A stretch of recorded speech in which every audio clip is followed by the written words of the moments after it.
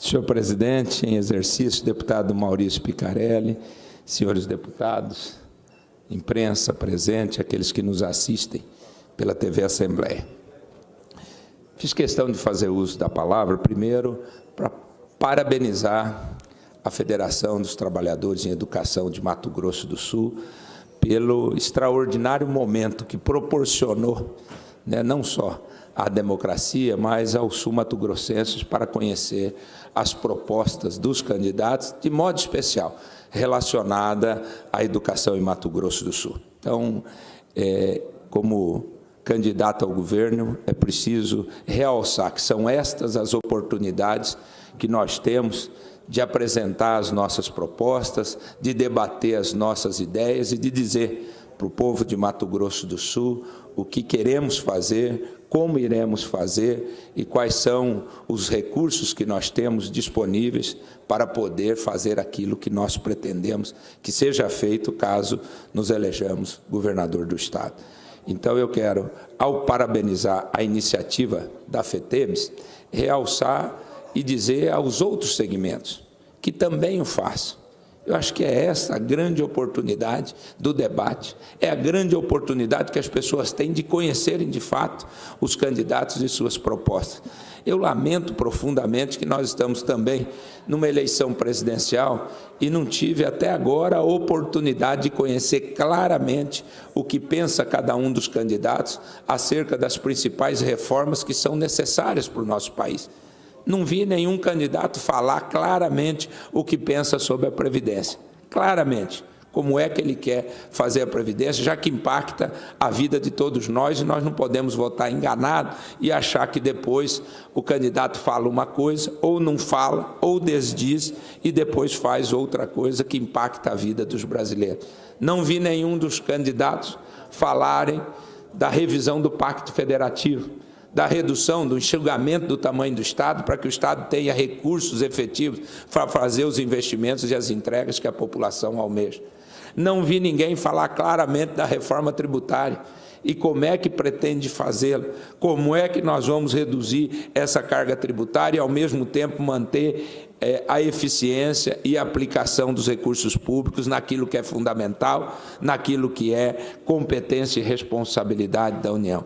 Por isso, me entristece, nós não estamos apenas numa eleição estadual. Nós temos hoje a principal das eleições deste país. O destino do nosso país, do nosso Estado, estará nas mãos de cada um de nós, cidadãos brasileiros e cidadãos sul-mato-grossenses. Fruto do nosso voto, em 7 de outubro, nós teremos aqui 24 parlamentares que debaterão, discutirão a vida do sul-mato-grossense, todos os problemas que envolvem o Estado, as políticas públicas de competência do Estado acabam vindo para esta casa, aqui são debatidos, aqui são discutidos, aqui a gente procura estabelecer os consensos mínimos para avançar nas políticas públicas. Também estarão eleitos os nossos parlamentares federais, aqueles que interferirão nas grandes decisões deste país e que afetarão a vida de todos nós brasileiros, assim como os nossos senadores da República. Por isso, mais do que nunca, é importante. Eu tenho andado, eu tenho feito reuniões, eu tenho visitado, caminhado, eu tenho participado de todos os atos em que sou convidado.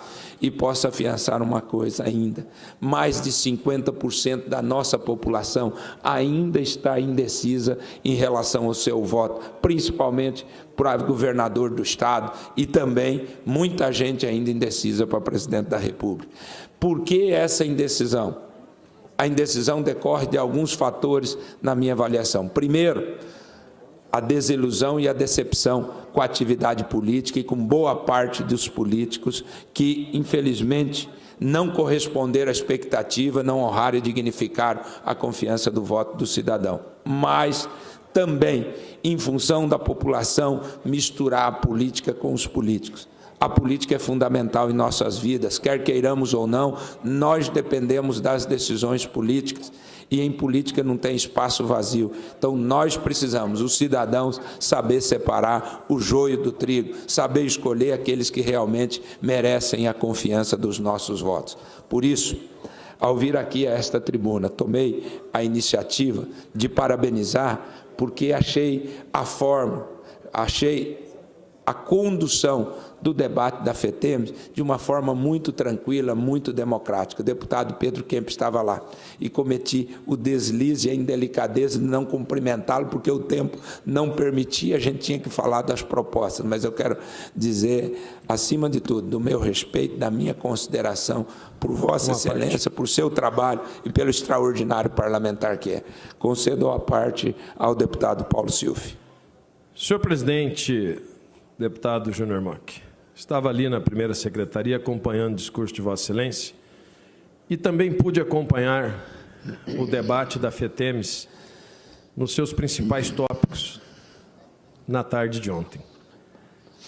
Hoje, infelizmente, a política está muito criminalizada e a população refere aos homens políticos, às mulheres políticas, de uma forma muito cruel e muitas vezes que não deveria ser de forma generalizada.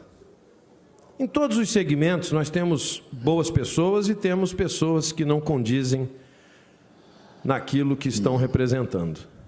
Eu tenho em Vossa Excelência um exemplo de parlamentar, eu tenho em Vossa Excelência um exemplo de homem público.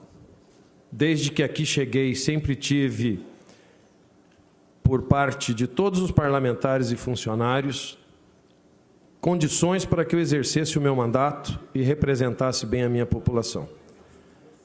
Nós fomos eleitos para estarmos aqui. Vossa Excelência sempre presidiu com muita maestria, com muita dignidade.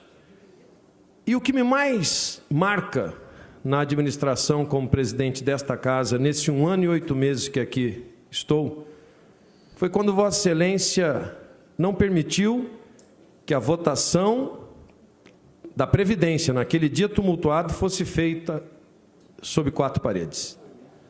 Vossa Excelência disse não, nós vamos fazer o voto onde todos terão direito a ver o que cada um vai votar. Vossa Excelência demonstrou naquele momento ser um homem reto, transparente, ficha limpa, que eu sempre confiei. Pois ajudei na sua primeira campanha de deputado estadual enquanto eu era vereador de Campo Grande. Nunca me arrependi disso. Me deu condições de trabalho, como dá para todos os parlamentares desta casa. E ontem verifiquei no debate que Vossa Excelência não foge do tema. Como não fugiu das perguntas que foram feitas por uma rede de televisão aqui do nosso estado, da nossa cidade de Campo Grande. Até achei que foi incisivo demais a forma como aquela repórter lhe fazia as perguntas. Antes de Vossa Excelência terminar de falar, ela já ia para outra como sem diz, eu não quero mais saber disso. E eu fiquei pensando, o que é isso? Estão criminalizando de novo ou estão querendo fazer uma perseguição de uma forma que parece que aqueles que estão crescendo nas pesquisas têm que ser dizimados? Vossa Excelência honra o nosso partido quando abre mão de uma candidatura que estava praticamente reeleito aos olhos de toda a população do Mato Grosso do Sul e aceita um desafio de levar a bandeira daqueles que mais necessitam como candidato ao governo.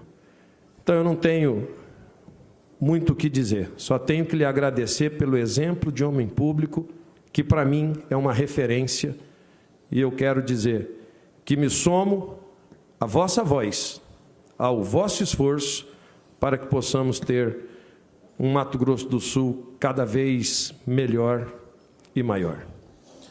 Eu agradeço, deputado Paulo Silva, pelo seu aparte, incorporo no meu pronunciamento e sei da estima pessoal de Vossa Excelência por mim, e a recíproca é verdadeira. Com muita satisfação, concedo a parte ao deputado Pedro Kemp. Deputado Júnior Mock, eu quero parabenizar Vossa Excelência pelo desempenho no debate ontem. Eu fiquei acompanhando uma parte do debate e eu fiquei muito preocupado quando alguns candidatos fazem propostas que nós sabemos que são impraticáveis, como, por exemplo, pagar 14º, 15º salário para os professores.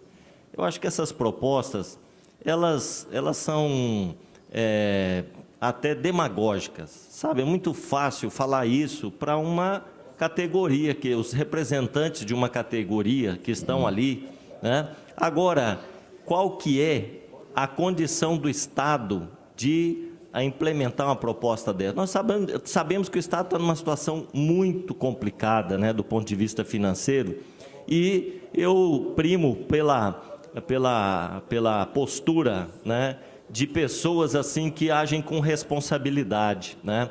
Nosso Estado está passando por dificuldades e, nesse momento, nós temos que apresentar a proposta de como vamos sair dessa crise, como vamos enfrentar essa crise com os pés no chão, né, com propostas viáveis. Então, eu quero parabenizar Vossa Excelência pela postura coerente, falou aquilo que a categoria, né, precisava ouvir, ou seja, um compromisso com a educação, agora, sem vender ilusões, né? Eu sempre acompanhei o trabalho de Vossa Excelência nesta casa, como presidente, aquilo que Vossa Excelência fez aqui, nesses anos, como presidente, implementando concurso público, a valorização dos servidores, a modernização desta casa no processo legislativo, enfim, tudo que foi feito nos dá a certeza de que, se eleito governador, vai agir de forma responsável, tentando implementar uma política de valorização dos servidores, como Vossa Excelência diz, olhando nos olhos, né, sendo sincero e falando aquilo que realmente tem embasamento, sem vender as ilusões. Então, eu acredito que foi um debate proveitoso nesse sentido, para a população poder avaliar quem vende ilusões e quem está a fim de enfrentar os desafios desse Estado com propostas viáveis, né? Parabéns a Vossa Excelência pelo desempenho. Muito obrigado, deputado Pedro Kemp. Também quero incorporar a parte ao nosso pronunciamento, mas de forma muito clara, falar dessas propostas, que eu acho que é importante. O deputado Pedro Kemp falou uma coisa importante. A Constituição defende claramente que o ingresso no serviço público se dá através de concurso, oportunizando a todos que possam, através dos seus méritos, acessar um cargo público. E não tem como ser diferente, nós precisamos ter essa consciência. Eu tive 2 empregos na minha vida. Os 2 foram por concurso público. Eu fui escrevente do Tribunal de Justiça, fui submetido a um concurso público, passei, tomei posse, fui lotado lá no Fórum de Fátima do Sul. Posteriormente, fiz um concurso público para o Banco do Brasil. Tive o prazer de passar também e tomar posse lá na mesma cidade. Posteriormente, eu quis exercer a minha atividade profissional, deixei o serviço no banco e fui advogar por 10 anos. Após isso, através do voto, eu me elejo prefeito, 8 anos prefeito, estou aqui encerrando meu 12º ano como deputado estadual. Ou foi por concurso público, ou foi pelo concurso das urnas, pelo voto do cidadão, que eu acessei os cargos públicos. Nunca fui, nunca tive, nem estou aqui para criticar os que exerceram, mas não exerci nenhum cargo público, fruto de indicação, cargo comissionado, nunca tive nenhuma dessas benesses. Então, aqui na Assembleia, realizamos o primeiro concurso público, fui prefeito, realizei os concursos públicos lá para acabar com os contratados, aqueles contratos que tinha, para a gente poder realmente cumprir a lei. Então, a minha história, quando eu falo da trajetória, diz quem você é, ninguém é aquilo que ele fala, é aquilo que ele age, são as atitudes que diz quem nós somos ao longo da nossa existência. A mesma coisa eu disse lá ontem, fui o primeiro prefeito, Barbosinha, na primeira semana chamei o presidente do sindicato, e ele está lá ainda para provar isso, chama Bonifácio, falei, eu quero me sindicalizar. Aqui tem um ex-funcionário da Prefeitura de Coxim, coincidentemente está aqui o Edson Brandão. Me sindicalizei. Eles faziam as assembleias, eu ia na assembleia. Me chamavam para sentar, eu falei, não, aqui eu estou como servidor, vou ficar aqui no meio. Eu quero ouvir as críticas, os xingamentos, eu quero ouvir o que vocês têm para falar para mim. Porque aqui eu amadureço o meu conhecimento, eu amadureço realmente as minhas decisões. Porque às vezes você fica cercado no gabinete, rodeado de pessoas que só falam aquilo que está bom e não te fala a realidade das ruas. E lá você tem a possibilidade de ouvir. A minha relação foi uma relação muito franca. No meu governo municipal, a presidente do sindicato, que foi a segunda presidente, chamava Nilza. Era ela, todo mês, eu pedia para o sindicato conferir a folha de funcionários, para saber se tinha alguma discrepância, se tinham colocado alguma coisa a mais daquilo que era direito do funcionário, para não permitir que os funcionários tivessem tratamento desigual. Era assim que eu trabalhava lá. Conferia, depois da conferência, é que eu determinava o pagamento da folha. Eu nunca tive um funcionário, nunca na minha experiência de 8 anos de prefeito, que não cumprisse a sua jornada de trabalho. Todos nós temos o direito de trabalhar, de ganhar, de receber, vivemos da nossa remuneração, mas a gente tem que dar a contrapartida, a contraprestação, que é o trabalho, a dedicação ao serviço público. E é esse sistema, é essa experiência que eu sei que deu certo. Se vocês olharem, antes de existir lei de responsabilidade fiscal, já no primeiro mês do meu governo municipal, eu coloquei um painel em praça pública, um outdoor de 12x6, enorme, na principal praça da cidade. De um lado, era o painel da responsabilidade, de um lado, as receitas. Quanto o município arrecadou naquele mês, quais as principais fontes de receita, e quanto e onde foi gasto o dinheiro público. Ainda embaixo tinha lá, todo e qualquer cidadão que quiser maiores informações, mais detalhadas, é só requerer junto à prefeitura e terá as informações. Isso era dar transparência. Antes de ter internet, antes da gente ter a exigência legal da lei de responsabilidade fiscal, nós já o fazíamos no município. E é com essa mesma transparência, é com compartilhamento do poder e das decisões que você vai errar menos. E eu disse aos servidores, podemos até não atingir o ideal, tudo o que vocês querem, mas não faltará ao governante a capacidade de dialogar, de ouvir vocês, de sentar com vocês, de estabelecermos as decisões em conjunto, após ouvir muito, porque a gente sabe que erra menos. Aquilo que for possível, nós vamos avançar, mas olhando claramente no olho de cada um, dizendo sim quando é para dizer sim, e ao mesmo tempo tendo a coragem de dizer não, porque você sabe das consequências das suas atitudes. Não vou vender sonho, não vou vender ilusão, não vou fazer promessas vãs. Se tiver que ganhar a eleição por conta disso, eu prefiro perder, porque você tem a responsabilidade minimamente de ser coerente com a sua história e com a sua trajetória. E é isso que nós queremos fazer. Por isso, eu quero aqui agradecer a Federação dos Trabalhadores da Educação, quero fazer esse registro, pedir para a minha assessoria mandar um ofício de agradecimento e, ao mesmo tempo, continuar me colocando à disposição, não só da FETEM, mas de toda e qualquer organização, instituição ou representação funcional ou da sociedade civil para fazer os debates, para a gente tratar dos assuntos de interesse da nossa sociedade, mas principalmente dos assuntos em que a política estadual interfere. E é nessa interferência que, obviamente, o bom gestor pode fazer a grande diferença para mudar e alterar para melhor a realidade de Mato Grosso do Sul e do Sul Mato Grossense. Quero ser governador, sim, mas quero ser o governador que vai poder resgatar essa esperança. O governador que vai fazer com que o Sul Mato Grossense tenha orgulho de viver aqui, tenha orgulho de ser Sul Mato Grossense, mas, acima de tudo, tenha orgulho do governante que elegeram. Grande abraço, muito obrigado pela oportunidade, senhor presidente.